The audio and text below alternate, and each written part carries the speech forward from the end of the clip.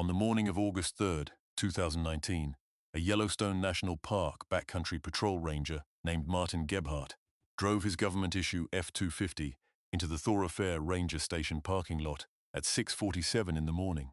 He had 9 days of field notes in a green waterproof notebook in his chest pocket. He had 47 photographs on a Nikon D7500 body in his pack. He had a typed field report, 23 pages on NPS Form 10-900, rubber-banded, on the passenger seat beside him.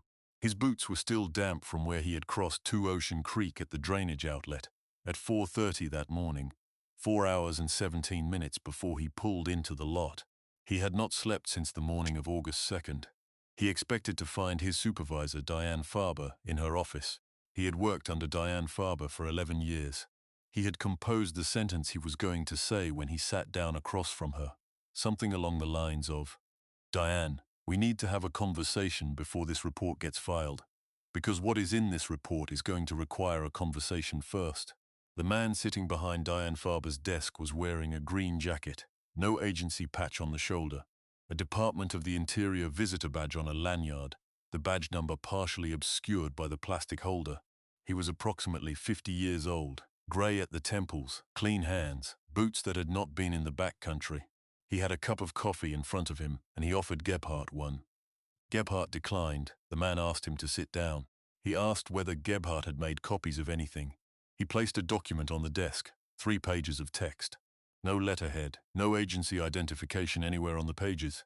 He said, "Take your time." Gebhardt read it. The first page was standard non-disclosure agreement language, NPS employment code references, regulatory exemption citations that he recognized from the park system's classification protocols. The second page laid out the scope of the agreement. No disclosure of any field findings from the July 16th through August 2nd, 2019 thoroughfare corridor assessment to any person, entity, media organization, or government body outside the NPS regional classification structure, with all original field documentation to be surrendered to the regional office within 24 hours, and no copies to be retained by any member of the assessment team. The third page was a list. His wife Carol's full name, their home address in Cody, Wyoming. His daughter Leah's current enrollment at Montana State University, nursing program, class year. His NPS housing assignment and tenure date. His pension eligibility date, which was 11 months from the morning of August 3rd, 2019. His father's full name and home address in Dubois, where the old man lives alone at 81 years old. The man in the green jacket did not comment on page 3. He placed the document on the desk and let it sit there while Gebhardt read. Gebhardt read the list twice. He put the pen to the signature line and signed. That was August 3rd, 2019. This is 3 years later. What I am about to tell you is what was in the 9 days that made me sign a document I did not write, surrendering documentation of something I do not know how to name, to a man who never told me his name. My name is Martin Gebhardt. I have been a backcountry patrol ranger for the National Park Service for 28 years. For the last 14 of those years, I have been assigned to Yellowstone's thoroughfare corridor, which is the most remote stretch of land in the contiguous United States. 32 miles to the nearest paved road in any direction you choose to walk. The upper thoroughfare drainage runs from the south shore of Yellowstone Lake along the upper Yellowstone River, south through the Two Ocean Plateau country, down to the south boundary of the park. The terrain is mixed. Open meadow along the river flats, lodgepole pine on the lower slopes, spruce fir at elevation, open grass plateau on the high ground above the creek drainages. Most people who visit Yellowstone each year, and there are 4 or 5 million of them, never know the thoroughfare exists. Most people who work for the National Park Service have heard of it, but have not walked it. I have walked it more than 150 times. I grew up outside Dubois, Wyoming, 20 miles off the Wind River Reservation border. My father was a game warden for the Wyoming Game and Fish Department for 31 years. He taught me to read track the way some fathers teach their sons to read a book, with patience, with repetition, with the understanding that you are wrong for a long time before you begin to be right, and that the willingness to be wrong is what separates a competent field person from a dangerous one. By the time I was 30 years old, I knew the thoroughfare drainage the way I know the inside of my own house in the dark. By the time I was 40, I had stopped thinking of it as a workplace and started thinking of it as a landscape that had made a specific agreement with me, one that worked as long as I respected the terms. I have processed 6 human deaths in the thoroughfare in 28 years. 2 of those were recovery operations for remains from prior years. Hikers who went into the backcountry on permit and did not come out, found the following summer or the one after. I have located and documented 3 aircraft crash sites in the drainage, one of them a small plane from the 1980s that no one had known about until I came over a ridgeline on a clear July morning and caught the smell of it in the air. I have coordinated 14 backcountry search and rescue operations, 2 of them in winter weather conditions that had no business allowing a successful extraction and somehow allowed one anyway. I have handled 2 grizzly relocations for bears that had lost their human avoidance conditioning. I wrote the wolf kill documentation protocol for the National Park Service that is still the standard in Yellowstone, in Grand Teton, in Glacier, and in 3 national forests in Idaho. I am not telling you this to establish my qualifications. I am telling you this because what 9 days in the thoroughfare in July 2019 broke in me had not been broken by 27 years of everything that came before it. And I need you to have some idea of what it took. My wife Carol teaches 3rd grade in Cody. She is a good teacher in the way that certain people are genuinely called to a thing, not merely competent at it. She was diagnosed with Hashimoto's thyroiditis 6 years ago, and managing it requires quarterly specialist visits with an endocrinologist in Billings. The NPS health coverage, carried through my employment and continuing into my pension, covers those visits without a copay. My daughter Leah is 26 years old and was in her 2nd year of nursing school at Montana State University in Bozeman in the summer of 2019. She is going to be a good nurse. She has her mother's patience and her grandfather's attention to the detail that matters. My lab, Ridge, was a 7-year-old male yellow Labrador who had cleared the NPS Search and Rescue Protocol certification in 2017 and was in the process of an additional evaluation for wildlife deterrent support in field operations. I am telling you about these people and this dog because their names and addresses were on page 3 of a document I did not write, assembled by someone who had taken to find the things I would not want to put in jeopardy. The closure order came through on July 9, 2019. My supervisor, Diane Farber, handed it to me at the 7 a.m. morning briefing. The tasking, a 4-person assessment team, resource hazard inventory of the 42-mile thoroughfare corridor from the South Boundary Trail to the Upper 2 Ocean Plateau drainage terminus. Additionally, a GPS collar status check on grizzly female Yi-247 whose transmitter had filed a mortality alert on July 5th and then resumed normal activity signal on July 7th. A 2-day gap in the mortality condition that the radio tracking log had not yet resolved. The closure covered 42 contiguous miles of wilderness. The official public-facing designation was Resource Hazard Assessment, which is a code category that covers any condition from a trail washout to an invasive species buffer to a research exclusion zone. I have processed 30 or so closures under that designation in my career. This was the largest single corridor closure I had ever seen issued for the thoroughfare, and it was the only one in 28 years that arrived without an attached justification report. I asked Diane Farber where the justification was. She told me the closure had come from the regional superintendent's office in Denver, flagged as pre-classified. She said she did not have a copy of the initiating justification. She said she did not know who at regional had initiated it. I have been doing this long enough to know what it means when your supervisor receives an order she cannot source and cannot explain. It means someone above the chain already knows what is in the drainage. The closure is not preliminary. It is already an answer to something they found before they sent the order. I assembled the team. Tanya Mish, technical wildlife biologist out of Madison Junction Station. 12 years in the park. One of the better field biologists I have worked with in a career full of them. Sol Reyes, 22-year backcountry patrol ranger, the most experienced person on the team behind me. He had walked the thoroughfare probably 80 times over his career.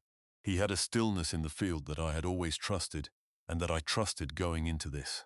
Drew Althaus, seasonal trail technician, 3rd season, 27 years old, from outside Bozeman, good worker, hard and careful in the field, did not yet know what the thoroughfare drainage sounds like at 2 in the morning. And I was not the one to teach him that before we went in. Ridge was cleared for team deployment and came along on his deterrent support evaluation. We left the thoroughfare trailhead at 6:15 a.m. on July 16, 2019. I have walked into that drainage more than 150 times. I have walked in at dawn, at noon, in the last daylight of August evenings. I have walked in on snowpack and on mud and in dry summer heat. Every one of those walks the drainage has felt like a bounded, specific, legible place. A landscape that operates by rules you can learn if you pay close enough attention over a long enough time. The morning of July 16th felt different in a way I registered immediately and did not say aloud. The first 3 miles of the thoroughfare trail are open meadow, the Yellowstone River visible to the east, the sky broad, and the weather that day was as clear and stable as you could ask for. But the quality of the quiet was wrong in a way I did not yet have a name for, not an absence of sound. The drainage is never fully absent of sound. There is always wind, the creek noise, bird movement, distant elk. What I was walking into had all of those things, but they were coming through something, like hearing familiar sounds through a layer of material that changes what comes out the other side. Ridge walked with his head lower than he normally carries it in open meadow. Tanya Mirsch noticed and asked me about it from behind. I told her he was probably reading the grisly density in the drainage ahead of us. This was true in a general sense. It was not what I believed. We made camp at the Thoroughfare Creek confluence that first evening, 14 miles in. Sol Reyes built the cook fire, Drew Althaus ran the bear wire. Tanya Mirsch reviewed the YE 247 mortality alert logs on her field tablet. I sat up until midnight in the camp chair with my flashlight off. Nothing came near the camp. The weight of the quiet did not lift. Day 1, less than 2 miles from the trailhead. Tanya Mirsch stops walking. I am 4 steps ahead of her on the trail. I hear her stop and I turn back. She is standing in the center of the packed dirt trail, looking down at something in the gravel. Ridge sits down beside me without being asked. YE 247's collar lies centered on the trail. The VHF transmitter is still pulsing on my handheld receiver. The collar is intact, undamaged, fully functional. The Telonix drop-off release mechanism is fully released. The buckle is open. This release requires either a specific magnetic activator tool from the outside or a sustained and precisely directed inward force at a specific pressure point that requires precision grip and controlled directional pressure. Bears can destroy a collar. They cannot unbuckle one. Tanya Mirsch kneels and opens her notebook. She looks at the buckle for a full minute. She does not write anything. Then she says, "This collar did not fall off. We GPS the location, photograph it, and keep walking. I carry the collar in my pack. I am thinking about the mortality alert on July 5th and the all clear on July 7th, and which of those 2 signals was accurate, and arriving at a conclusion I do not yet have evidence to support but cannot stop arriving at." The kill site was day 3, morning of July 18th. Sol Reyes was clearing the south bank of Thoroughfare Creek at the confluence with the upper Yellowstone River, while the rest of us broke camp. He called me at 7:14 a.m. His voice was flat in the specific register I have heard from experienced rangers, when what they are looking at has exceeded the category they had available for it. The bull was an adult male in full summer coat, estimated 850 pounds, less than 48 hours dead, no scavenging. I want you to stay with that, because no scavenging at 48 hours on an 850-pound ungulate in the upper Yellowstone drainage in July is not possible under the conditions I have spent 28 years documenting. There should have been ravens within 4 hours of death, wolves or coyotes within 12, bears within 24. I am conservative with those timelines. The gravel bar above the carcass was clear sky. No birds anywhere in the air above that bend in the river. No tracks in the gravel beside the body. None in the wet bank clay upriver or down. The bull's own approach track came in from the north in a normal walking gait. No displacement pattern, no sign he had been running or had been driven. He had walked to that spot calmly and stopped. I have documented approximately 200 wolf kills in this drainage. I know the bite radius signature of a wolf on a large ungulate. I know the shearing pattern at the haunch, the way a pack feeding fractures ribs outward. I know what bear predation looks like at the skull and cervical vertebrae. I know cougar, I know vehicle strike, I know winter stress mortality. The chest cavity of this bull had been opened by a single point of impact centered at the sternum. The ribcage had separated in one motion, not crushed, not shattered, split along the cartilage seam from the sternum outward and peeled back. Each side pulled back in a clean margined flap. The hide on each flap was clean at the edge, not torn, not shredded. Clean, the cavity interior was largely intact. Whatever had done this had not been eating. Whatever had opened this elk had left it there. I spent 40 minutes photographing the site. Sol Reyes stood at the bank the entire time looking at the opposite tree line. He did not look at the carcass. Drew Althaus stood 10 feet back, quiet in the way of someone processing something they were not ready for. Ridge lay flat on the gravel 12 feet from the carcass and did not move until I called him. Tanya Mirsch was behind me when she got the smell. She backed up 3 full steps before she spoke, stepping backward without looking at her feet, and then she said, "Copper, and something underneath it." I asked her what underneath it meant. She said, "You know the smell when a storm is 5 miles out and the air starts to conduct? That mineral charge, ozone." She was right. When I finished my documentation and came back toward the bank, I caught it from 8 feet. Blood and dead animal on top, which is expected. Underneath it, persistent, not connected to any biological process I could account for. The charge of the air before a lightning strike. The smell of atmospheric electricity in July on a gravel bar with a clear sky. I wrote in my notebook, mortality anomaly, unattributed cause. I did not write what I was beginning to think. Day 5 was Sol Reyes and the tree. We had reached the northeast ridgeline above Two Ocean Plateau, working the closure boundary through lodgepole timber. Reyes was clearing the east timber edge. He called me at 1:43 p.m. in the same flat voice as the kill site. I found him in front of a lodgepole pine, diameter about 18 inches at breast height, roots solid, bark intact, looking up at the trunk. The mark was at 11 feet 4 inches. We measured it. Reyes held the field tape at full arm extension, and I climbed the lower section of an adjacent tree to get the upper reading. 11 feet 4 inches. 4 parallel lines, 4.5 inches across the full span, 1.1 inch separation between individual tines, 2 inches deep into the cambium layer. The lines were clean at entry and exit, not a rake and slip. Something moving through in one direction had touched this tree at 11 feet and kept going. I raised my arm straight up beside the mark. My fingertips, fully extended, were 8 inches below the lowest line. "I am 6 feet 1 inch tall," Reyes said quietly, not to me, to the tree. It grabbed it on the way past. I photographed everything with an evidence scale. I tried to work the options. The highest documented hind leg reach for a brown bear in this park system is 9 feet 3 inches from a bear weighing over 700 pounds. The mark I was looking at was at 11.4. It was horizontal. Whatever made it had been upright, moving, and had touched the tree at that height without breaking stride.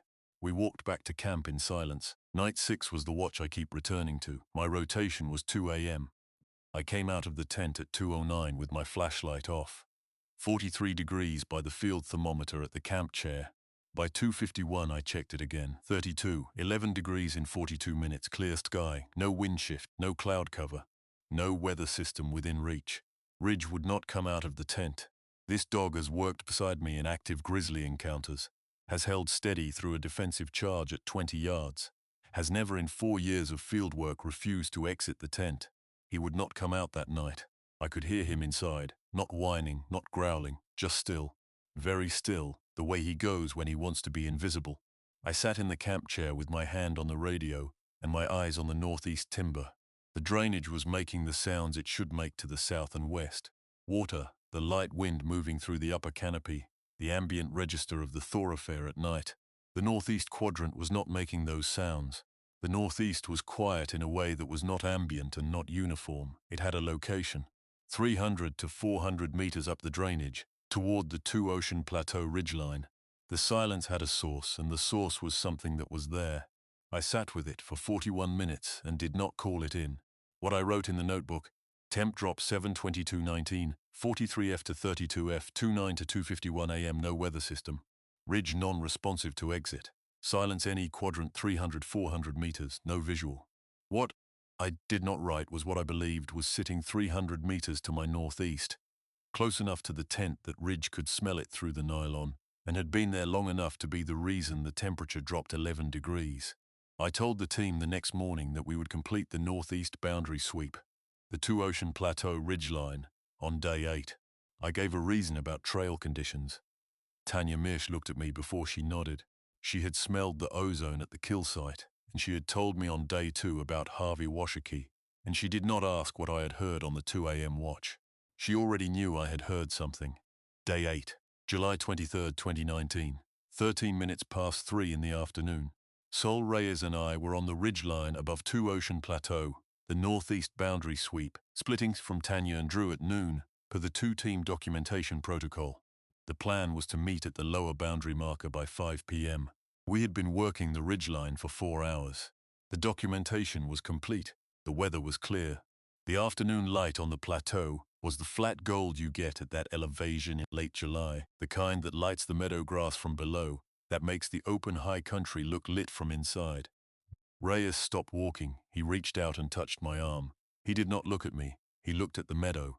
I stopped and looked where he was looking. It is standing in the open, not at the timber edge, not in shadow, not at the distance where your brain tries to rebuild a standing dead tree or a bear on a rise into something manageable. It is in the open meadow below the ridgeline, on flat ground, in full afternoon sunlight, on two legs, approximately 70 to 80 yards downslope. I get the smell first, the ozone from day 3, but now it has a source, a point on the landscape where the charge is coming from. The wind is south-southwest. I am above it, uphill, downwind, and the meadow below me smells like a transformer station in the rain. Then the height.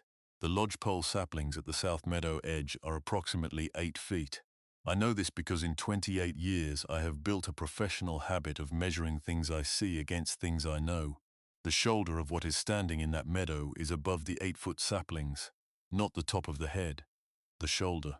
I am on the ridgeline, looking slightly down at the back of something whose shoulder clears 8 feet, and I try to calculate the full height from the ground to the crown of the head, and the number I arrive at is 9 feet, maybe 9.5. The geometry does not improve with additional calculation. The coat is dark brown to black, long, coarse, not glossy, not catching the afternoon light the way fur does. It absorbs. The coat lies flat along the arms and shoulders in the manner of something built for function. The distribution is not bison, not bear. It is distributed like a coat that belongs on something that spends most of its time upright. The arms hang at its sides with the hands below the knee. The proportions are not bear proportions, not human proportions, not any proportions I have documentation for. The shoulders are very broad, out of scale with the hips by a margin a human skeleton cannot produce. The arms hang from those shoulders with more length than the math should allow. The head is set forward on the neck, not the way a person holds their head balanced over the spine. Forward, the way a large-skulled animal carries forward weight, but the skull is not a large animal's skull. It is rounded at the crown. The face is turned away from us, south-southwest, but I can see the profile and the jaw protrudes. The lower jaw is forward of the upper, the way a muzzle is set forward of a cranium. I am not breathing. I become aware of this because I try to inhale, and my lungs respond as if there is not quite enough air. The altitude up here is fine. It is the body doing what it does when the brain has gone past its known inventory and cannot find a file for what it is trying to process. Beside me, Reyes has not moved. His hand is still on my arm. The grip has gotten tighter. It turns. Head and body together in one smooth rotation. No weight shift, no telegraphing, no preparatory head swing. A large animal changes direction by moving its head first, shifting its weight, stepping into the turn. This does none of that. It turns as a single unit in one continuous motion and faces the ridgeline where Reyes and I are standing. The eyes are amber. I can see the color from 70 yards in afternoon light. Amber in the way a large predator's eyes go amber when the light catches the tapetum. The flat gleaming reflection that makes a dog's eyes shine in a dark room when you run a flashlight across them. Both eyes catching the light in a single horizontal reflection, a flat gleam at the same elevation. The pupils are vertical. I can see the pupils from 70 yards in good light, and they are oriented the long way narrow, the way a cat's pupils narrow in brightness. Amber eyes with vertical pupils, in a face that is not a bear's face and not a man's face, looking up at us on the ridgeline. It holds the eye contact for 4 seconds. I count them. 1, 2, 3. I count them because my mind needs a task, and counting is the only task it can locate right now. On 4, it tilts its head. I want to be precise about what this looks like, because this is the moment I have tried to describe and failed every time I have tried. A dog tilts its head in one smooth motion, a single pivot led by one ear. What is in that meadow does not do that. The head tilt moves in stages, the neck first, then something midway in the neck where there is an adjustment, then the final angle. Each stage completes before the next begins. The whole motion is slow and precise in the way of something being deliberate. The way you set a cup down on a surface you care about. Not reactive, decided. And it makes a sound. From 70 yards in clear still air I hear it. A series of low pops, 4 or 5 in sequence, each one separated by less than a second, descending slightly in register from first to last. Cartilage or bone moving through a range of motion it uses regularly. Not the sharp crack of something stressed. The sequential, measured sound of something that has done this many times and is doing it again now. Sol Reyes says something in Spanish, low beneath his breath. I have never asked him what it was. The thing holds the tilted position. The amber eyes do not shift. The head does not move. It is looking at us the way you look at something when you are making an inventory of it, taking account of its dimensions, its position, its relationship to things around it. Then it looks away, back to the south, the same smooth rotation as before, the same absence of telegraphing. It faces the meadow again, and it walks. South along the meadow edge, upright on 2 legs. The gait is nothing I have a name for.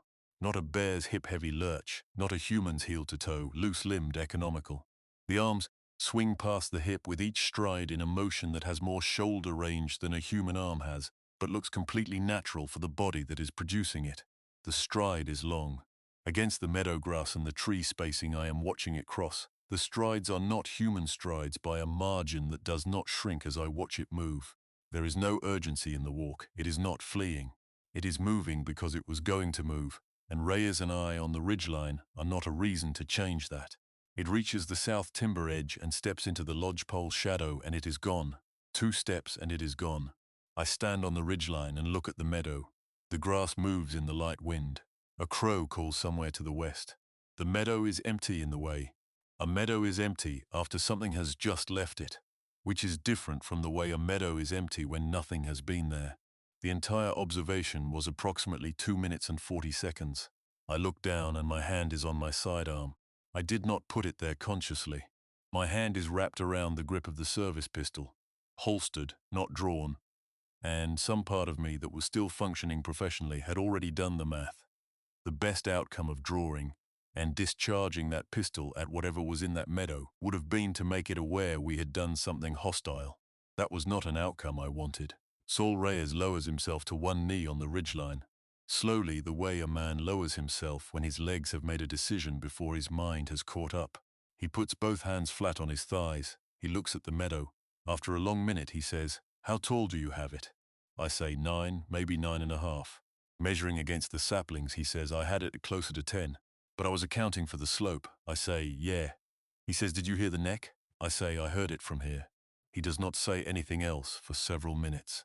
I pull the green waterproof notebook and write it down while I am still on the ridgeline, because I have been in this work long enough to know that the details you do not write within 5 minutes of seeing them begin to become what your brain decides they should have been, rather than what they were. 2 Ocean Plateau Knee Ridgeline, July 23, 3:36 p.m. approx.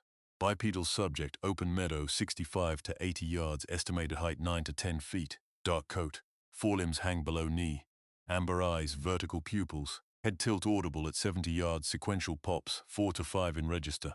Direct eye contact approx 4 seconds, bipedal ambulation, loose-limbed, no urgency. Total observation approx 2 minutes 40 seconds. I cap the pen. I look at the meadow.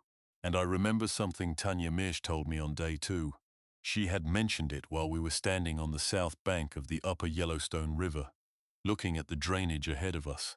She had attended an interagency consultation at the park's resource management office roughly 2 years prior, a meeting about overlap between NPS wildlife management protocols and traditional land use patterns in the thoroughfare corridor. Harvey Washakie was a wildlife biologist from the Wind River Tribal Resource Office who had attended and participated in the formal discussion. At the end of the meeting, as people were gathering their materials, he had said something that Tanya told me was not reflected in the formal meeting notes. What he said was, "Whatever leaves the plateau, leave it. It will know you were there before you do." Tanya had said it, the way you say something you are not certain you should be repeating, but the context seems to have finally arrived. She said Washakie was calm when he said it. The tone of a man stating a fact he has known for a long time, offering it without elaboration, because elaboration would not add anything useful. I had registered it. I had not known what to do with it on day 2. Standing on the ridgeline above 2 Ocean Plateau, watching an empty meadow where something 9 feet tall had been standing 70 yards away 4 minutes ago in full afternoon sunlight. I knew what to do with it. We were downwind, we were still, we were in partial timber cover on a ridgeline above it. We had not made noise. We had not moved. The prevailing air was carrying our scent away from it, up and behind us into the timber, and it had turned and looked directly at where we were standing. Not a scan of the ridgeline, not a broad area alert response. It had turned and looked at exactly the two of us, separated by whatever method it used that was not scent and not sound. It had known we were there. Harvey Washakie had said it would. He had been right about that 2 years before we walked into the drainage. We go down to the meadow edge. I tell Reyes and he stands up off his knee and we go. We find the first print that evening at the south timber edge, in the soft soil where the grass thins before the tree line, though what we find that evening is more disturbance than print. The soil compacted in an oval shape significantly larger than my boot, the edges soft from the surrounding soil having been displaced by weight. The prints we document the next morning, day 9, with the full kit, are 17 inches long, 6.5 inches across at the ball of the foot, sunk 4 inches into wet meadow soil, stride from one print to the next in the sequence. 7 feet 2 inches. I weigh 200 pounds with my pack. I press my boot into the adjacent soil as hard as I can, with both hands on my knee pushing down, until my leg is shaking. My boot makes a depression 1/2 inch deep. I photograph every print with a calibrated evidence scale, every stride measurement with a separate shot. I write every number in the notebook. We have 11 hours left in the drainage before we are due out. We walked out on August 2nd. The assessment documentation was complete.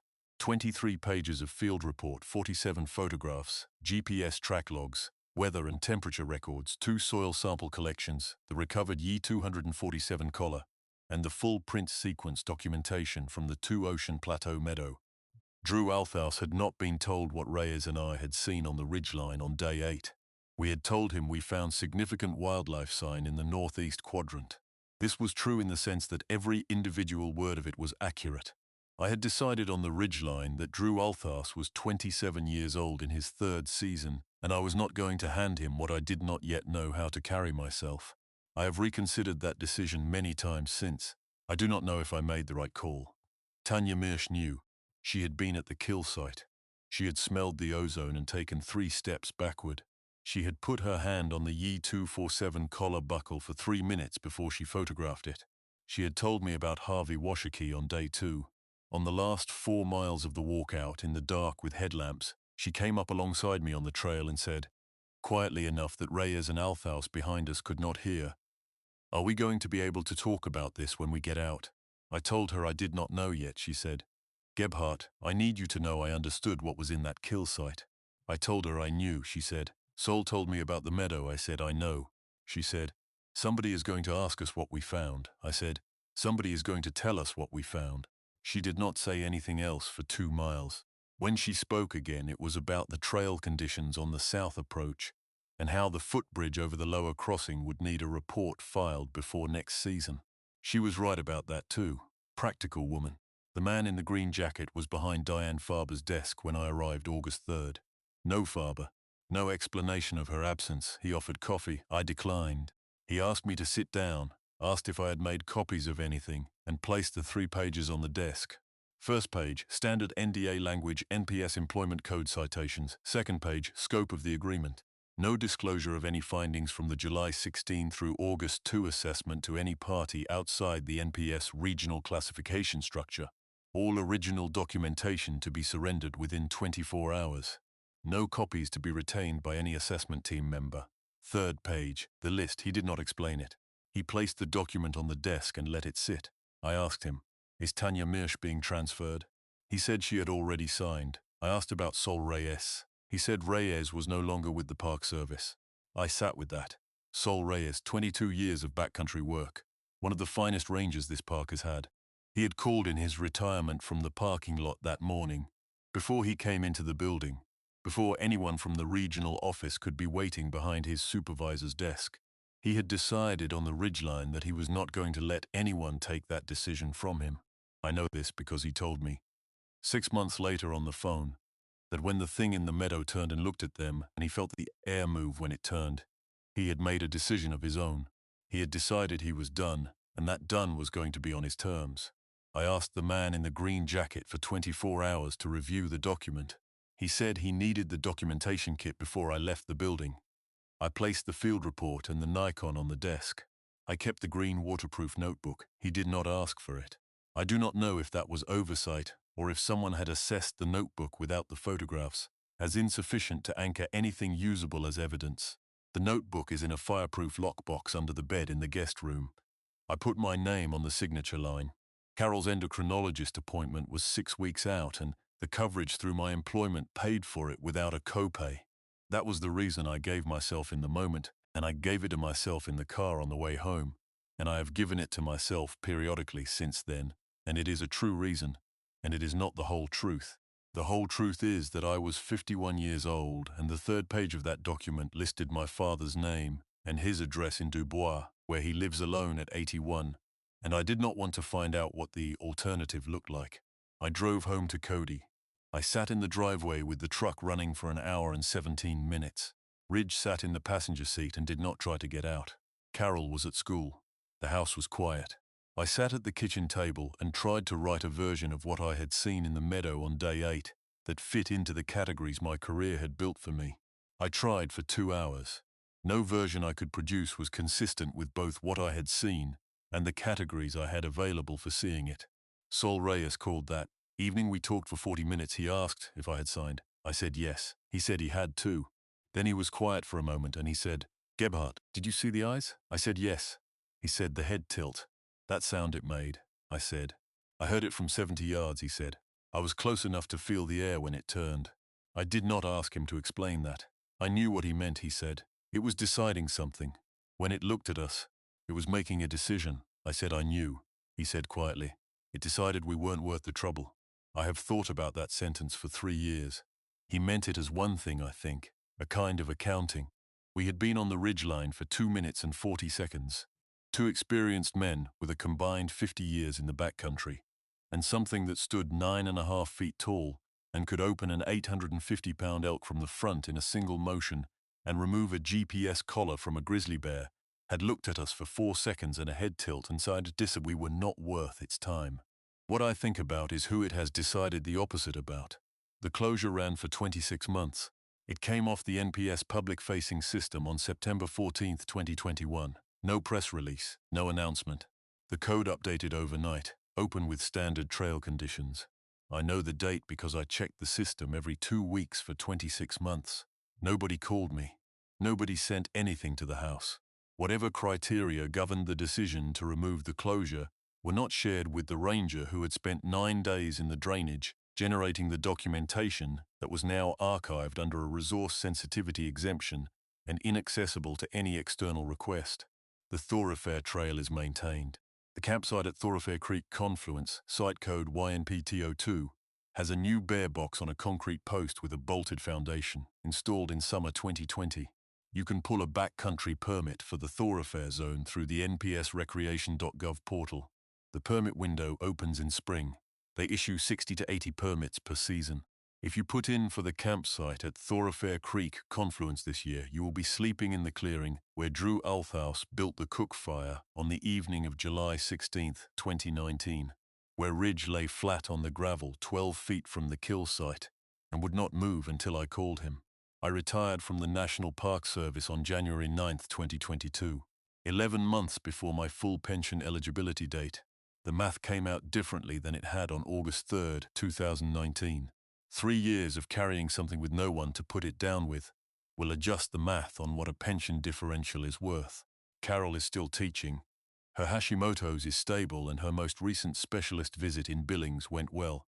My daughter Leah graduated from nursing school and is working in Billings. My father is 84 and still in the house outside Dubois. Ridge died in March of last year. Pancreatic cancer moves fast when it comes for dogs. He was 11 years old. I was with him at the end. I have thought about getting another dog, and each time I have not done it. That is a small thing. But it is true. Sol Reyes is retired in the Bitterroot Valley in Montana. We talk roughly once a month. His grandkids, the fishing, what the weather has been. We have not talked about the Two Ocean Plateau in 2 years. We do not need to. We were both on the ridgeline. We both heard the sound at 70 yards. The green waterproof notebook is in a fireproof lockbox under the guest room bed. I have shown it to one person. That person knows where the lockbox is, and what key opens it, and what to do with the contents, if something happens to me. I am telling you what is in those pages now. I do not know what was in that meadow on July 23, 2019. I know what the height was against the 8-foot saplings. I know what the coat looked like in flat afternoon light. I know the arm length and the shoulder width, and the way the head was set forward on the neck. I know what the eyes did when they found us on the ridgeline. I know the sound of the head tilt from 70 yards, and what Sol Reyes told me it felt like from much closer than that. I know what the prints measured, and how deep they went into wet soil. I know what the kill site looked like, and what the ozone smelled like, and what the collar meant, and what the mark at 11 feet 4 on the lodgepole pine meant. I know what the silence from the northeast felt like at 2 in the morning, with a dog in the tent who would not come out. I know the Park Service closed 42 miles of the most isolated wilderness in the contiguous United States for 26 months, and gave the public a classification code that means everything because it was built to mean anything. And I know the closure did not end because what was in that drainage left. Nobody told me that. Nobody needed to. The closure ended because someone in a building in Denver decided that 26 months of maintained silence was sufficient, that whatever had needed to be documented had been documented, that whatever arrangements required making had been made. The trail is maintained. The permit system is running. If you are going into the thoroughfare this season, I am not going to tell you not to go. The drainage is what it is, and it has been what it is since long before Martin Gebhardt walked a ridgeline above 2 Ocean Plateau in July 2019. But if you are up on that plateau, and the afternoon light comes in flat and gold on the open meadow grass, and the ozone charge comes up with no storm within 50 miles, and the forest to your northeast goes quiet in a way that has a direction, leave the meadow. Do not look for the source. Do not follow south along the timber edge. Do not wait to see what it decides to do, because now you know what it does. And you know what it decided about 2 men on a ridgeline, and you do not know what it will decide about you.